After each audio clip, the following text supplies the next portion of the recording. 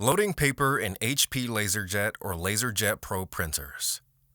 This video is for most HP LaserJet printers. For instructions specific to your printer, go to support.hp.com. Slide out the main paper tray. Or depending on your printer, lift or lower the input tray. If there is a tray extender, open it on both the input and output tray.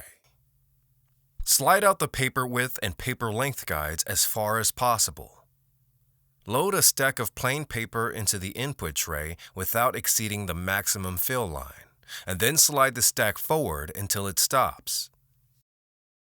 Slide in the paper width and length guides until they touch the edges of the stack. Slide in or lower the input tray, depending on your model.